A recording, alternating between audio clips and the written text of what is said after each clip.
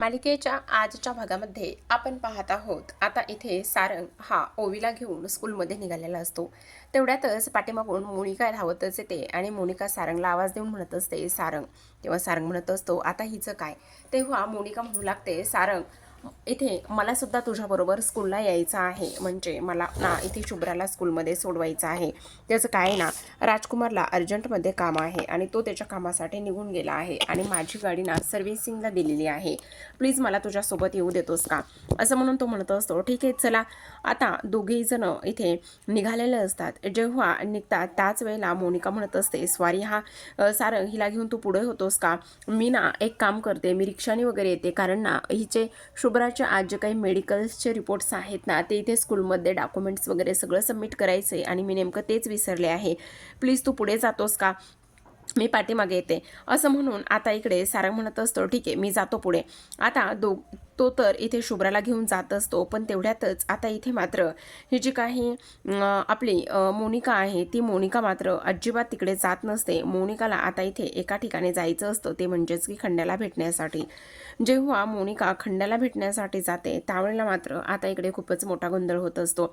आता इथे आपण पाहतो ही जी काही मोनिका आहे ती मोनिका मात्र इथे तिची गाडी घेऊन पसार झालेली असते आणि जेव्हा तिलोत्तमा इथे ऑफिसला जायला निघते त्यावेळेला मात्र ती राजकुमारला म्हणत असते राजकुमार तुझं काय चाललेलं आहे. तेव्हा राजकुमार म्हणत असतो काय आणि कशाबद्दल तू हे सगळं काही बोलतेस. तेव्हा ती म्हणत असते हे बघ तुझं ना हल्ली कामाकडे वगैरे अजिबातच लक्ष नाही आहे, तुझ्या गोष्टी लक्षात येत आहेत का. तेव्हा तो म्हणत असतो तू कशाबद्दल बोलतेस आई, काय चाललंय तुझं, मला तर काहीच कळत नाहीये, हे सगळं का आणि कशामुळे बोलतेस तू, असं सुद्धा तो इथे बोलत असतो.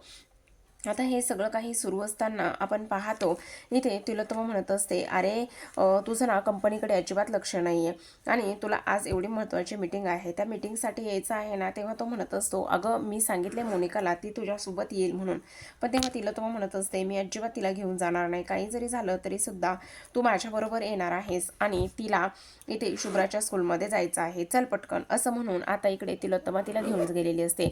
दुसरीकडे आता हे लोक शाळेत जाऊन पोहोचतात. शाळेत जाऊन पोहोचल्यानंतर इथे मात्र शुभ्रा गाडीतून खाली उतरत नसते आणि तेव्हा सारंग तिला समजावतो आणि म्हणत असतो हे बघ असं काहीही करू नकोस, हे बघ तुझी मम्मा ना तुला इथे ब्रेकमध्ये येऊन नक्कीच भेटेल, तोपर्यंत तुला आता इथे शाळेमध्ये जावंच लागणार आहे, असं सुद्धा तो इथे बोलत असतो. आणि तेव्हा मात्र शुभ्रा शेवटी त्या गाडीतून खाली उतरते आणि स्कूलमध्ये जात असते. तेवढ्यातच आपण पाहतो इथे आता सावली अबीर हे सगळेजण आलेले असतात आणि अबीर आणि सावली आल्यानंतर इथे ओवी म्हणत असते अरे वा, म्हणजे अबीर तू सुद्धा इथे माझ्या शाळेमध्ये आहे, स्कूलमध्ये ॲडमिशन घेतलं आहेस का. तेव्हा तो म्हणत असतो हो ग, म्हणजे तू सुद्धा इथे ह्याच स्कूलमध्ये आहेस का.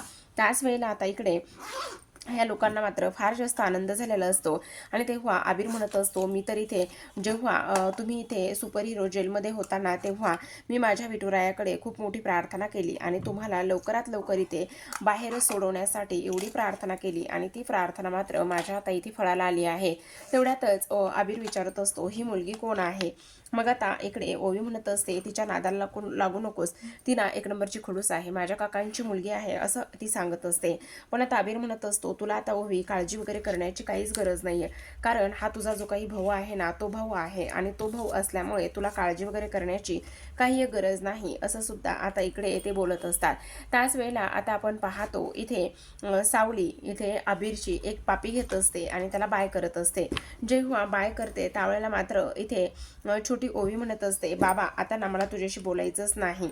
आणि बघ इथे सावली टीचरने आबिरची पापी घेतली आणि तेव्हा तो म्हणत असतो ये इकडे मी तुला सुद्धा देतो. मग आता ती म्हणत असते नाही मला तुझ्याकडून पापी वगैरे काहीच नको, सावली टीचर तुम्ही द्या. मग आता इथे सावली मात्र तिला एक पापी देते आणि ती निघून जाते. तेवढ्यातच जाता जाता आबिर म्हणत असतो आई तुला काय करायचं आहे ही गोष्ट लक्षात आहे ना.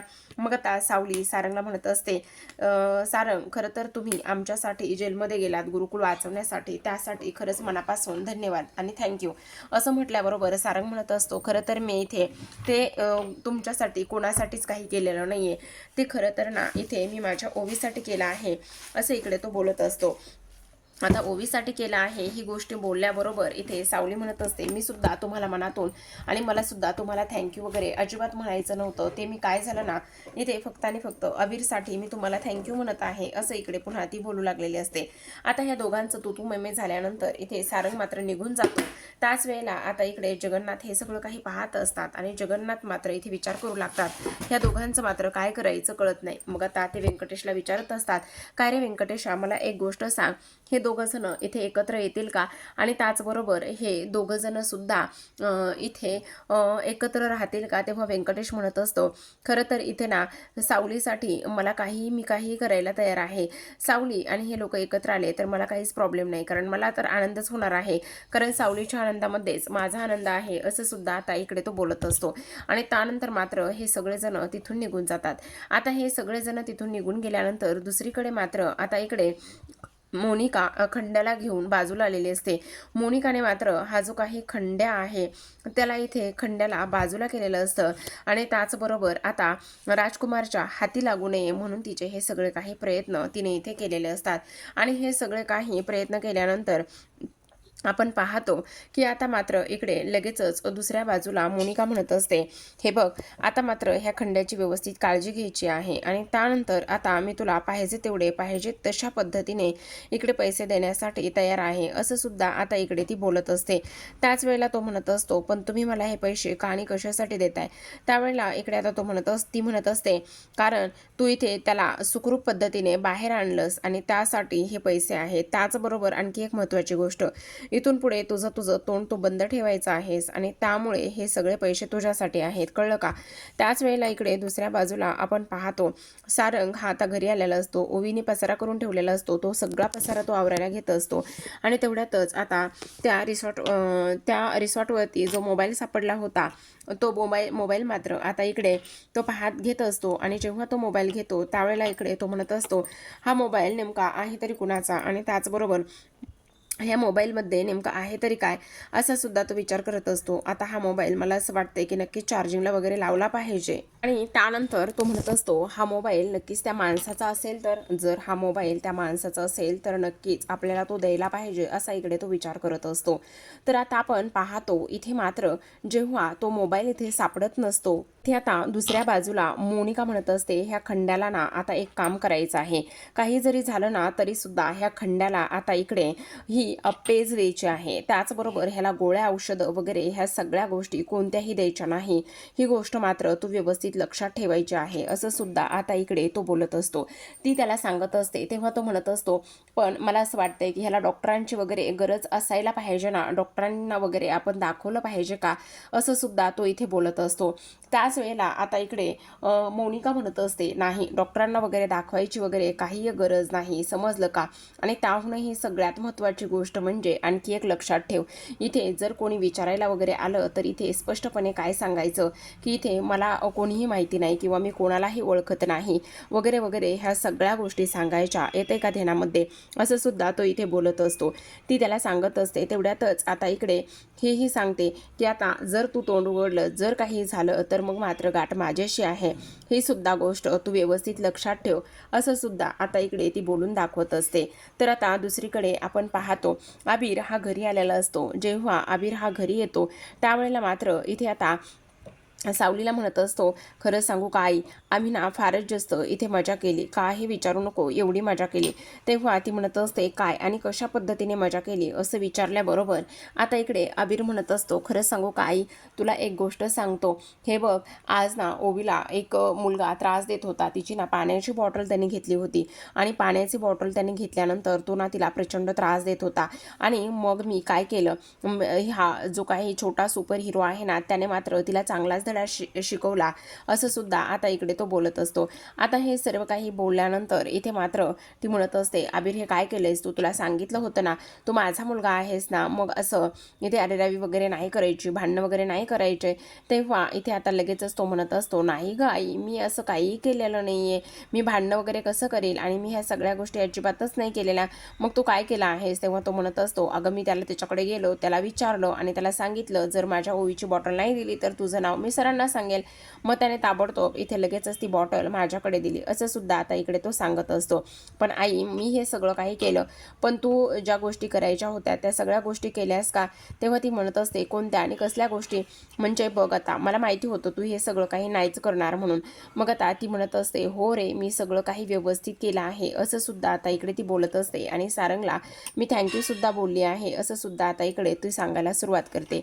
तर आता प्रेक्षकांनो, इकडे दुसऱ्या बाजूला ओवी ही अभ्यास करत असताना बऱ्याच काही गोष्टी चुकीच्या लिहित असते. आणि तेवढ्यातच आता इथे अमृता तिला म्हणत असते, काय झालंय ओवी, तुझं लक्ष कुठे आहे? तुझं लक्ष ह्या कामाकडे नाहीच आहे, अभ्यासाकडे. तेव्हा ती म्हणत असते, नाही गो, असं काही नाही. बरं ठीक आहे, व्यवस्थित लिह, चुका वगैरे अजिबात करू नको, समजलं का? लक्षात येते का तुझ्या?